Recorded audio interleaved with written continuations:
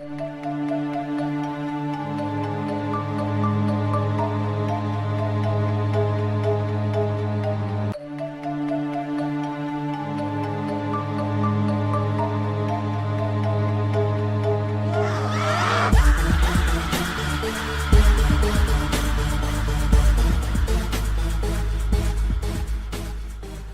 know, Mike, you've talked about tulpas and tulpomancy on the show many times, and I come across a story that's an old story now that kind of made that whole subject hit home for me. Maybe it's just because it was how the story played out and what it's about, but that is it has a new meaning for me. Very bizarre stuff. It is weird, and this seems to be, well, I don't really know how scientific I want to call it, but it seems to be an experiment where one was attempted to be created and it was successful.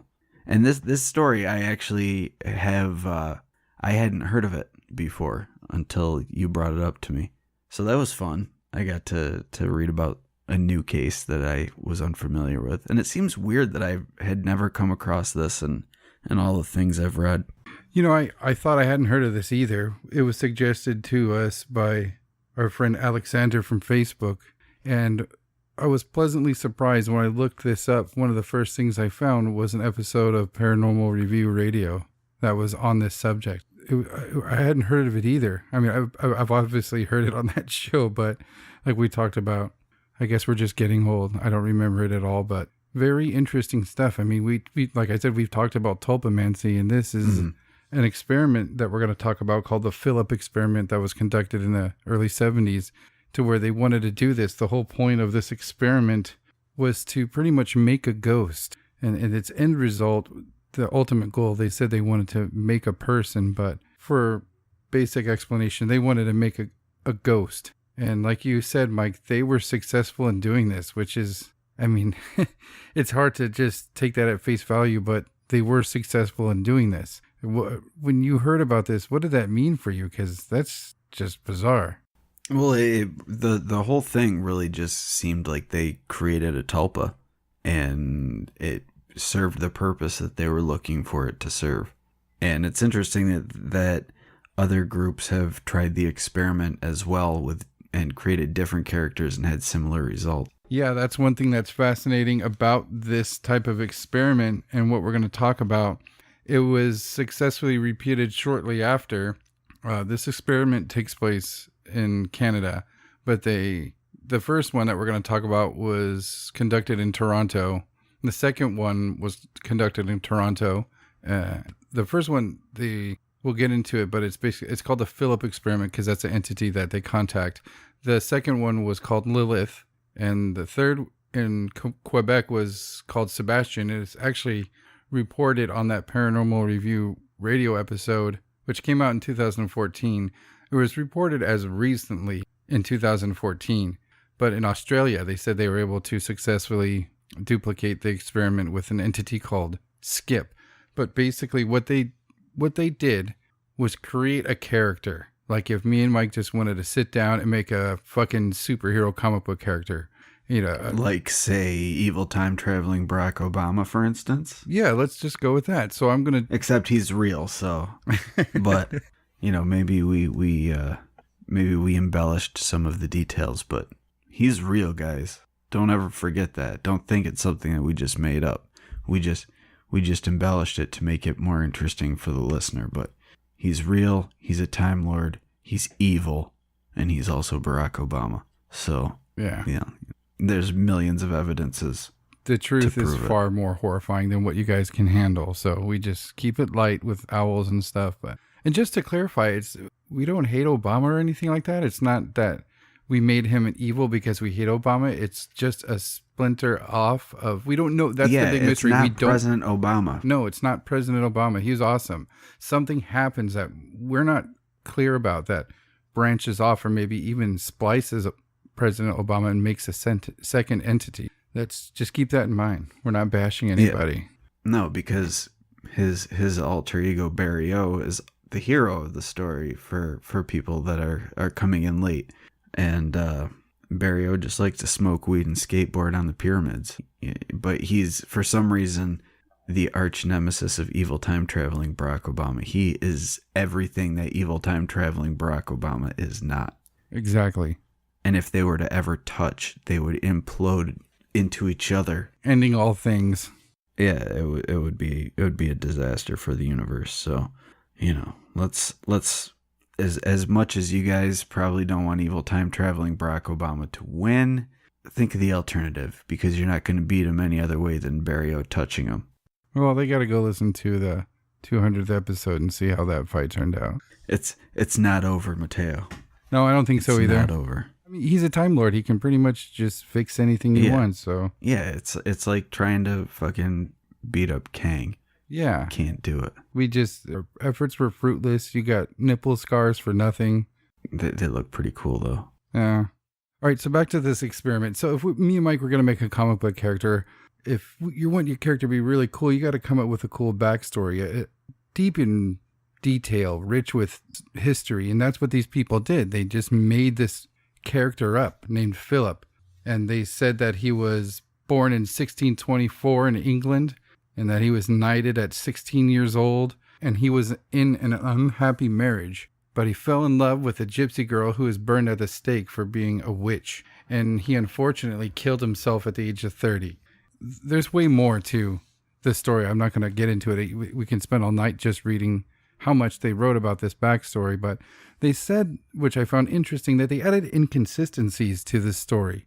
Even dates and numbers don't match, just to see what type of answers they would get from something if it did contact them. So they did just that. They made this character up, and they sat around in a room just like you'd think. It's not too seance-y yet. They're just sitting around and talking to the air like you'd think, and nothing happened.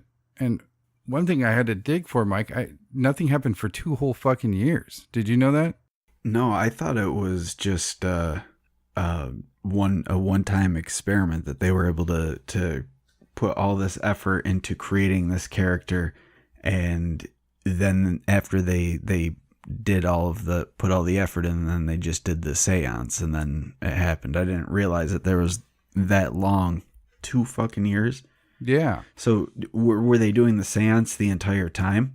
That's what's interesting, is nothing happened for 2 years, and the activity started because they changed the setting of how they were doing these seances. Before, like I said, it was just these people, the team which we'll go into, doing these seances, are just talking to the room, listening, seeing if anything goes on, talking about the story, asking about the time period of the story, and nothing happened. But they said they did things to make it more like a seance, lit candles, turned off electrical lights. It just made it more like a real seance, and activity started right away.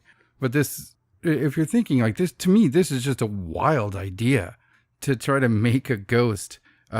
This was conducted by actual doctors. It was conducted by a dude named A.R.G. Owen, which I lovingly refer to as Argoen. He was a mathematician, genealogist, and he had a fascination with the paranormal. And it was overseen by Dr. Joel Winton, who was a psychologist. And there was a test group, the people who would do these seances, and that consisted of Iris Owen, which is Arg's wife, Margaret Sparrows, which was a former Mensa chairperson, Andy H., who was an industrial designer, Lauren H., which was Andy's wife, Dorothy O'Donnell, who was a bookkeeper, and Sydney K., who was a sociology student. And to think of this wild idea and to hear this weird list of people who are doing this, it kind of turned me off a little bit. And so did the video of this stuff. And yes, there is video of this stuff that we'll get into later. But as I read on, I kind of liked that they picked this random group of people. I mean, they even said they try to pick random people, and even focused on picking people who wouldn't have any psychic abilities or any sensitivities to anything like that. But this was the team that they picked. And after the 2-year point, when stuff started to happen, they got the normal ghost communication response stuff that we see all the time. They started getting knocks, and it would respond to them. It would respond to the name Philip and ask about dates, and would respond to dates. And they have this all on film. There's one clip that we'll put in the show notes, and me and Mike are going to watch later on. There's a I think we're gonna do that one for the Patreon account. So that'll, you guys that aren't on Patreon, go over there and take a gander at what we're doing over there. Because with every show except for one, there's been one show since we started Patreon that we didn't. But almost every show we put out bonus stuff relating to the topic of the show over on Patreon. So just a heads up, we'll be watching that and talking about it over there. But in this video, there's a scene that I had found very interesting. And all these people are in this room, all the people in this test group, they have their fingers on the table, on this card table they have set up in this room. And while they're talking, well, they're actually singing. And it's weird. Again, we'll go into this video, and it kind of turned me off because they're acting like drunk people, almost aristocratic in a way. Not too scientific like you mentioned, but after listening to some of them being interviewed, I liked their approach to it. It's kind of like the way you should approach trying to communicate with a spirit or a ghost or whatever you want to call it. There's so many bad TV shows where they light a candle in a dark room and they're screaming, "Show yourself," and all that shit. That's just not really going to work. We've had Anthony and Lucy on talk about how the best ways to communicate are, and I think that for all their singing and jeering, I guess apparently like Philip likes to drink beer. So they tell him, if you give us a loud knock, we'll set a beer out for you. So he'll knock, and they have a microphone there, a camera there, and it's coming from this table they're touching. But anyway, this table that they're all touching, they all have their fingers on it. It ends up turning over on its side and standing on its side. And there's nobody there that could be doing this. And it ends up turning upside down all by itself. And it sounds bizarre and it sounds phony, but it doesn't look phony. You guys have to look at this video. When I was doing research, the stuff that they caught is considered undebunkable. Nobody can find any logical explanation for what's going on in these videos. I was quite interested if the amazing Randy had taken a look at this video. But you can say that it wasn't, that there's no way to fake it or whatever, but we're just going based on the people that are conducting the experiment. We're going on their words. Like, what if they had all this elaborate setup and it's just all smoke and mirrors to try to prove that they were able to do it? What if I told you the video that I'm talking about was filmed in front of a 50-person live studio audience? I mean, that's fine, but you could still rig special effects unless they were brought into this place first time in front of all these people and were using material that was provided only by third-party sources that signed off on the authenticity of the table. Some Randy scrutiny. Well, that's what I'm saying. Like, you give somebody a theater and let them be able to set up for their show, and it's not going to be very difficult to make a table stand on its leg. Mm-hmm. I mean, if you've ever been to Disneyland or Disney World, the Haunted Mansion has a bunch of crazy shit in there. But I'm not saying that it's really haunted, but they can do some crazy shit with special effects, even with you being there right in front of your face. I mean, that's what magicians thrive on, like David Copperfield and whoever the cool magicians today are. But that's what it all is. It's all smoke and mirrors. That's all set up to trick the audience, the live audience. Oh yeah, my youngest likes to watch magic trick videos on YouTube, and I've caught in some videos where they're exposing some shit where I'm like, no fucking way. That one was still magical to me. It's just like, there's no way to easily explain that one, or they're so shocking sometimes to see what they're able to do, even with just sleight of hand shit these days. Not to mention the stuff that David Blaine does. He does some crazy shit, man. Yeah. And he doesn't have any setup. He's just walking around on the street. Like, how the fuck does he do that shit? It's bonkers. That's what I ended up showing her, is a lot of David Blaine stuff. But I saw some videos where people were doing his shit too, very easily. Some of his shit that was mind blowing. I was like, oh shit. There was some video of a magic convention, and there were people walking around doing the same shit he was. I was like, oh fuck. David Blaine's not a Voodoo magic man. I know, I was convinced that he had made a pact with some demon or something for magical powers. Yeah. That's very upsetting that he is not, in fact, a paranormal being. Yeah. Fuck you, David Blaine. You had me fooled. You frog puking fool, you. I mean, I saw that motherfucker swat a fly and then bring it back to life. Yeah. That's incredible. Come on. Maybe that's not all of his tricks are explained. Maybe he Only is in league with it. paranormal beings can do that. Or demons. Yeah. Or perhaps angels. David Blaine's an angel? I'm not going to rule it out. All right, so they were able to do these seances and contact Philip until some asshole in the group, they say jokingly said, they were having trouble having him reach out, and he wasn't cooperating, and they said jokingly, supposedly, that he could be replaced, that they can write another story and summon somebody else. And they said that activity slowed down till it finally came to a stop. But they did have recorded activity all the way up to 1975. They officially canceled and ended the test in 1977. So they were literally able to go into a room and fucking summon something at will. I mean, this was a scientific experiment. It's not bullshit. I mean, you can believe whatever you want, but just think about that. Think about people who know what they're doing with shit like that. Well, I mean, there's a tradition of that though. Like with the Tulpa, that's a Buddhist concept, and it's thought that a being who was able to attain a certain level of enlightenment would be able to create a being or an object using his spiritual energy. And there's a thing, I guess it would be considered a miracle in Buddhism, but there's an event that occurred where the Buddha basically made thousands of copies of himself floating in the sky. And there's a belief that if you're able to attain enlightenment, that you would be able to do this. I guess an easier way to kind of explain it would be that it's like a thought form. You're able to manifest this energy through force of will, basically. And I think what they did with this very specific story that they crafted for this person, they gave him a name. And as we know in a lot of occult and magical works, the name is very important. And they created a name for this thing. They created a story for this thing. They gave him life. They gave him a death.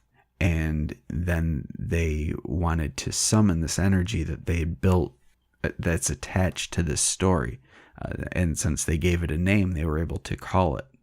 And I think that's I think that's what they were doing. And there's actually a practice in chaos magic where you create these. It's basically called it's called a servitor, and it's created through. There's a lot of different ways, I guess, that it can be created, but usually it's you name it. Typically, you create a description in your mind. There's some rituals you can do for it, I guess. One ritual that I've seen is that you write down what the servitor's name is. You write down a description of him, and you write down what his purpose is.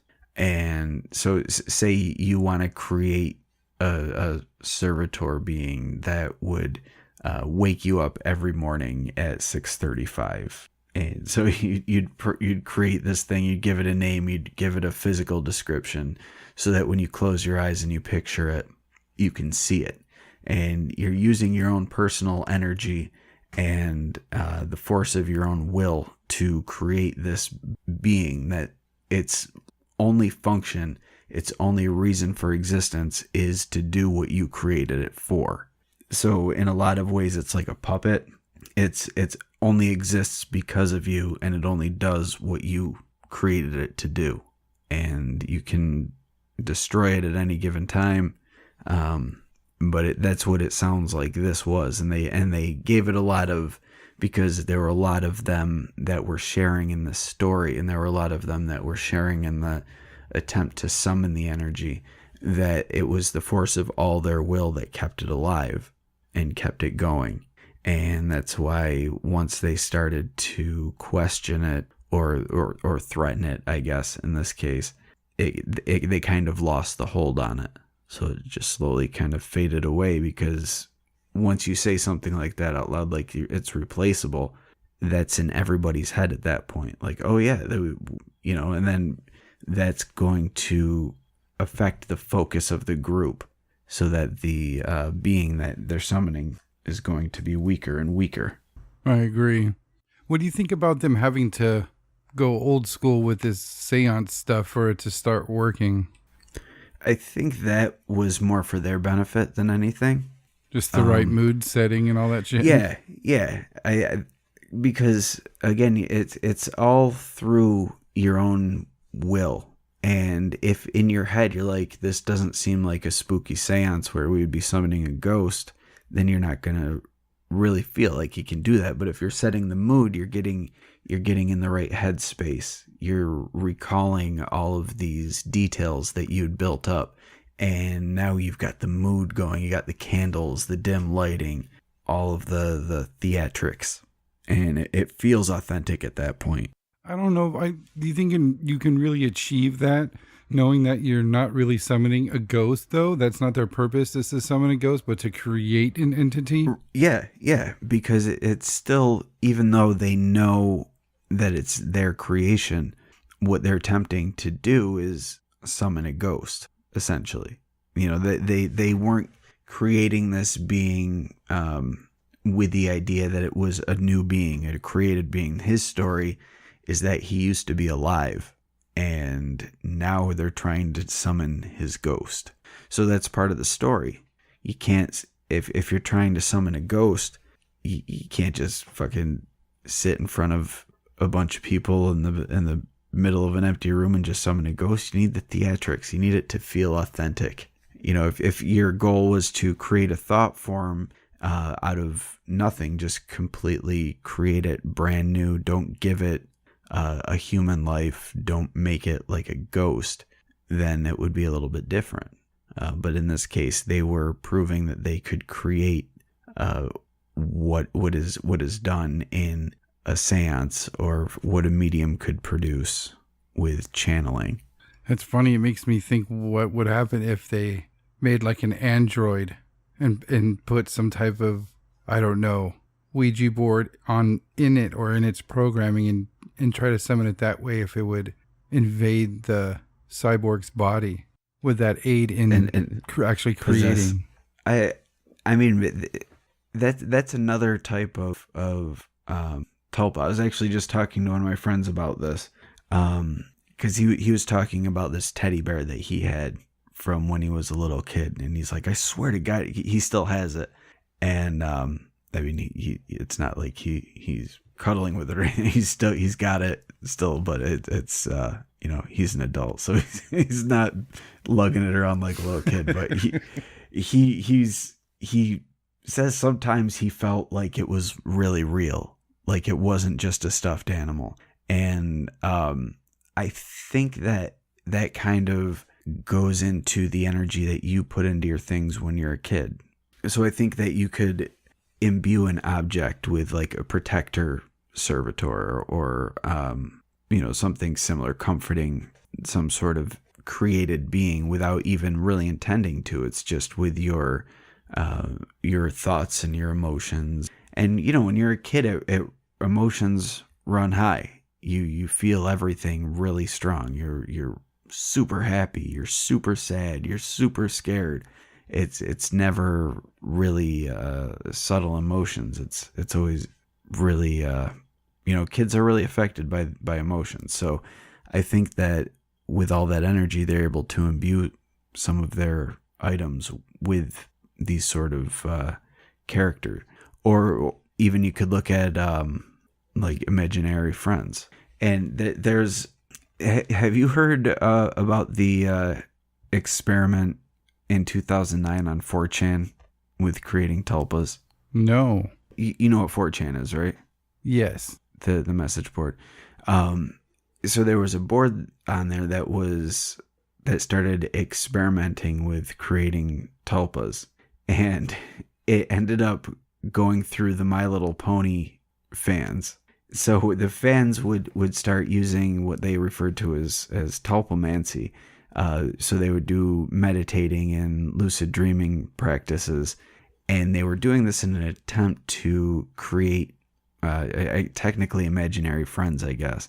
But they would try to create, I would assume because it was My Little Pony fans, that they would try to create like My Little Pony friends through these things. But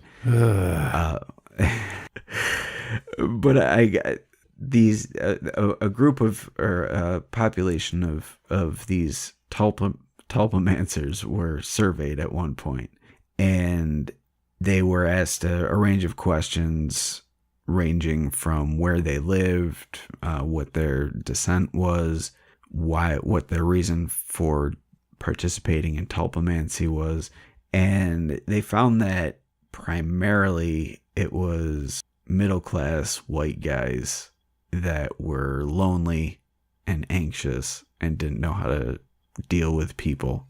Serial killers. Apparently, the majority of the respondents, though, said that their condition improved by performing tulpamancy. But there were some... What, not wanting to cut cats or burn their penis? There were some tulpamancers that claimed that they were in sexual or romantic relationships with their tulpas. All right. Yeah. Way to go, buddy. Yeah. But the weird thing is, the out of the group that was surveyed, they wanted to find out what the participants felt the explanation for the tulpas were, and only 8.5% thought that there was a paranormal explanation for tulpas. Oh, wow. 76.5% thought that it was neurological or psychological, and there were 14% that were classified as other explanations. And the other percentile was people who thought that their love for My Little Pony actually manifested their long-lost friends into the real world. Friendship is magic, Mateo. They hide in their closet and they sing songs when everyone else is asleep. You can touch me if you want to. Did you just make that up? Yes, I'm sure that's one of their tunes. Okay. Yeah, I didn't know if you were singing an actual My Little Pony song. I don't know any. I'm sure I can recall some. My daughters like that show. But there was many moons ago. They're not 26-year-old white dudes Yeah, so nothing to worry about there.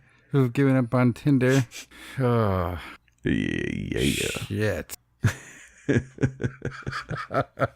Yeah. So anyway, I mean, you could even look at things like the Slender Man phenomena. Oh yeah, I definitely think that's a case of tulpamancy. Mm-hmm. And that was something, it was widespread across the internet. So I wouldn't be surprised if a lot of things that people see from time to time are a result of this sort of thing.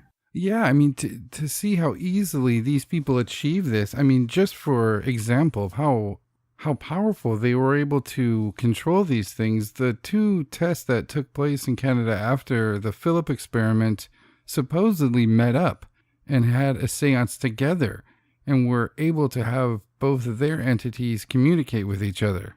That's interesting. Very. I mean, What happened there? Nothing. It's very tight-lipped. Their stuff isn't really secret. It's just hard to find, I guess. But with that meeting, they said they kept it pretty secret, and only a few people leaked out that it was successful. I mean, what if there's like some really badass old Scottish dude who lives like a mile from Loch Ness, and he just goes there every night and does a tulpa dance just to keep Nessie afloat? Nessie's a tulpa. Yeah, a lot of this stuff could be. I mean, maybe that's because that's another thing that's known worldwide. That place is famous for it. It it would be kind of interesting if Nessie was in fact a tulpa. Yeah, maybe that old dude passed away and that's why she's not around anymore. Maybe. I don't know. I mean, I think we've talked on the show before about this woman named Alexandra David Neal, but she apparently was able to create a tulpa. She was a explorer and a spiritualist, and she said that she was able to observe the practices on how to create a tulpa through concentration.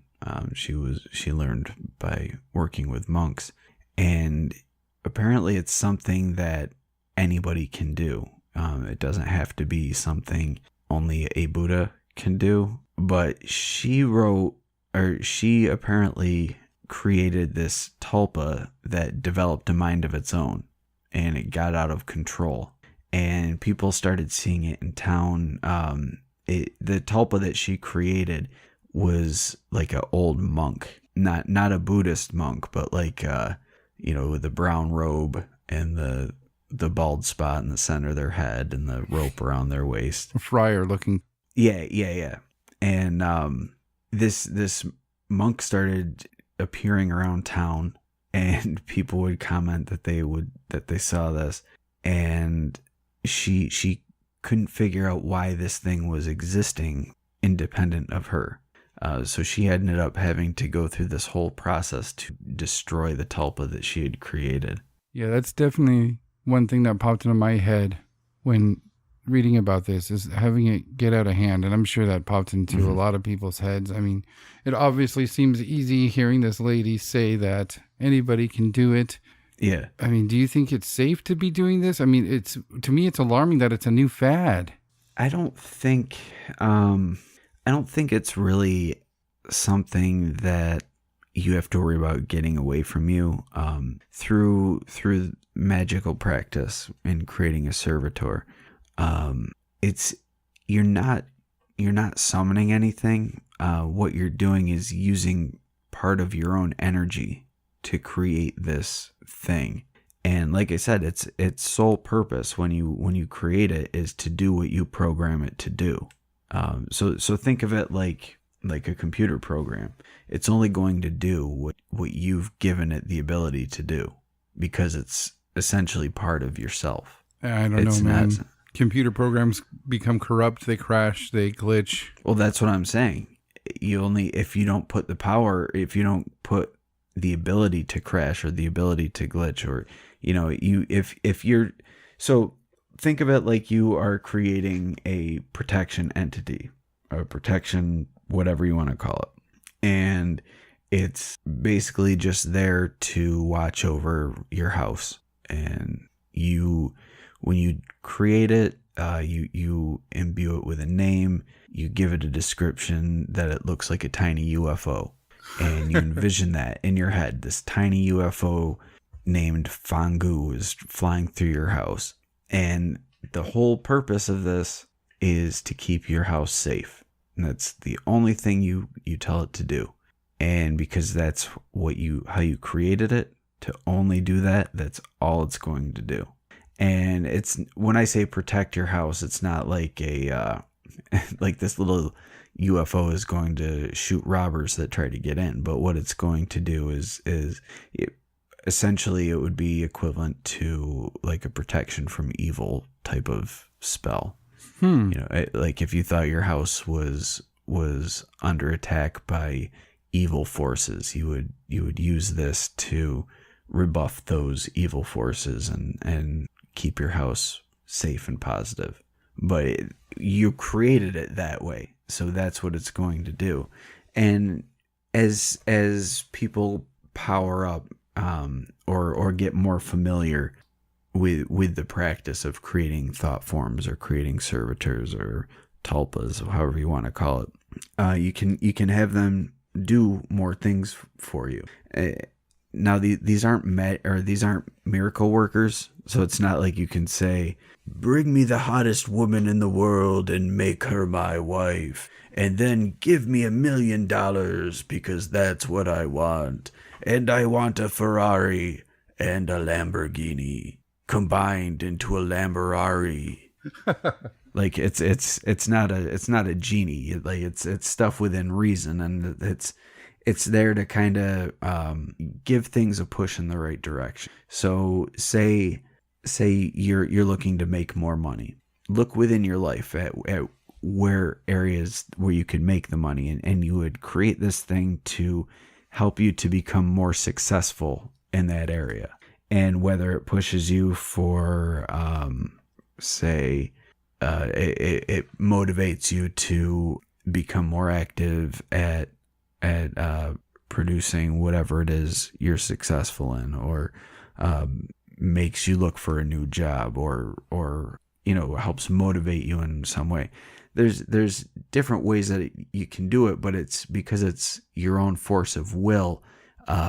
It's reflecting back on you. So whatever you're creating it to do, it's essentially coming back to you because it is you doing it. So it's like a self-fulfilling prophecy, I guess.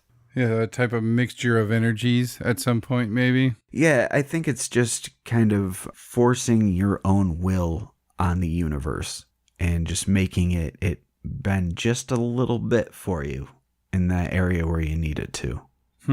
I guess that's probably the easiest way to explain it. But because you are picturing what this thing looks like and you're giving it a name, you're giving it power. And I think, like I said earlier, I think in this case, because you have a whole group of people focusing on the same thing, becoming so familiar with the backstory and the name and what they want out of this, that they were able to get this sort of event that occurred, or they're able to produce these results because of their shared energies. Now, knowing what you know about the paranormal, tulpomancy, spirits, ghosts, demons, whatever, all of it mixed together, would you ever take part in an experiment like this, or try to create a tulpa or servitor, whatever? Yes. Really? Yep. Yeah. I have created one before. No shit. And yeah, I mean, not to this extent by any means. But it was just a small thing. I don't know how successful. I don't think it was very successful. I don't think I put enough energy into it. But I went through the practice to do it. I talked to Kev about it before too, and he's done it as a protection type thing. Wow. For his family. Yeah. So I mean, it's not like this experiment where we tried to create a ghost so that we could communicate with it and gave it a backstory and everything. But, it was for just like I said, to have the universe bend just slightly for me. And in his case, to have it bend in a way that would protect his family. Wow. No fear of anything going awry at all, or? No, because like I said, it's all a manifestation of your own energy. It's you. Like if things start fucking with you, like when you create these things, you create them with a failsafe, and usually it depends on the person and who's doing it really. But an easy way is just when you're creating it, tell it that if you say this word, it's going to be destroyed. And that's how it's created. So that's the way it works, because it's your will. It's your energy. And because you're pushing it out into the universe, you have the authority to pull it back. So if I made a tulpa, it'd probably like throw up and then be scared of sharks. You mean fuck sharks? You don't fuck sharks. Yeah, that's what a shark fucker would say. But I mean, it would only puke and fuck sharks if that's what you told it to do. If you told it to not puke and not fuck sharks, then it would do neither of those things. What if I made a tulpa and had it just like take over my daily life? Well, that's a horse of a different color. I think you'd have to really put a lot of work into that one. And even then, I don't think you'd be successful. I'd be like, go get a job. But what about the idea of like a doppelganger? That's always been a weird one for me, man. Those things are weird. I mean, I don't know. There's so many really compelling cases of people running into their doppelgangers. Well, there's one theory that doppelgangers are your own energy that's either somehow in the future or somehow in the past. And so when you cross the path, you're seeing your energy in the future. You're seeing your future self, what they're doing, and in reverse, your past self. I don't know, man. I saw a Skinamax movie on cable when I was like 16, and this chick had a doppelganger, and it was evil. Well, if it was on Skinamax, then that's got to evil. be completely accurate. But well, that's one of the superstitions. Like, if you see your doppelganger, then you're going to die, which then leads to the idea the doppelganger is evil. But what if it's not? What if it's just a warning of sorts? I don't know. The doppelganger thing is weird, but what if that is just your own energy being projected into the future, and you're just seeing a reflection from a different period of time with your own energy? I've definitely ran into people who had like almost the exact same cadences of another person that I knew. Not the same personality, but just, I don't know. I wouldn't even know how to explain it. Like, you hear them and you're like, oh, that's this person. Yeah, to where it's like staggering, like, oh man, it's like almost the same guy. Yeah. I've had people like that where I call them voice doppelgangers. Well, guys, you learn something new every day. Mike's a fucking wizard. I'm not a fucking wizard. You just I fuck don't- wizards? I mean, whenever I'm able to, it's magical. But I'm not. I don't participate in any wizarding wars. I don't play Quidditch. Well, I think that just made you way more dangerous in the Great Time War and being an aide to evil time traveling Barack Obama. Mike can summon stuff. I said I failed at summon, and I didn't even summon. I was trying to create one, but I failed. Well, thank God. Wow, it was to benefit. It wasn't to. No, to it was to like murder all people true wedgies. believers. No, I would never send an energy assassin to murder all non-believers. I would just send an army of barn owls. That's all. Way easier, way less concentration, and just snap my fingers. Go barn owls, and they're like the fucking flying monkeys in Wizard of Oz. They just go storming out of the castle window, and It's like Batman and- summoning all the bats. yeah. So wizard stuff.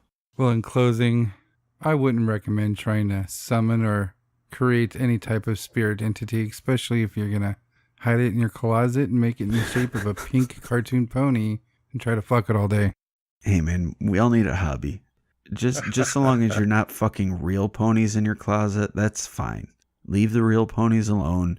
Just bang Tulpa ponies. Yeah, don't get real animals involved, please. No. We here at the Whatcast firmly frown upon acts of bestiality, especially if the pony is non-consenting. Look at us assume one of our listeners wants to fuck animals. Gosh, sorry, guys. I mean, honestly, I would say more than one of them probably do. And I'm not sorry, guys. You know who you are. We've all got our thing, but let's keep it in the Tulpa world, all right? Think of the ponies. Dude, do you think that the general public would ever accept like a robot army filled with the souls of convicted killers that have been generated through tulpomancy? Why do they have to be convicted killers? Because they can't use like just good old dead people. Well, if they're tulpas, though, you're creating them. So why would you create convicted killers? Why not just create thought forms that just want to hug the bad guys? It'll And probably they're made out of metal, so they can't be destroyed, and they just walk up and they just give them a nice firm hug and tell them they love them in their native language. And they're like, oh shit, we can't kill them, and they love us, and they just want to hug us. And then war ends, and we sing Kumbaya, and it's all thanks to tulpomantic robots. I think it'll be like a weird, harsh Doctor Who Cybermen type thing to where they have to be filled with the souls of people, and that's why the government and secret cults. But that's not tulpomancy. That's necromancy at that point. That could be true. And I frown on necromancy. Necromancy's bad. Always Man. bad. Always bad. I think I want to replace the Whatcast robot with a tulpa, though. Oh, yeah? I'm getting sick of his shit. Thank you for listening to the Whatcast. You can find us on Twitter, Instagram, Facebook, iTunes, and YouTube. Enjoy the podcast. Get yourself a Whatcast t-shirt or a sticker pack. Who was that dude on that one episode? Try the links in Homie's page. All this and more can be found at www.thewhatcasters.com. Thanks again for listening and have a great week.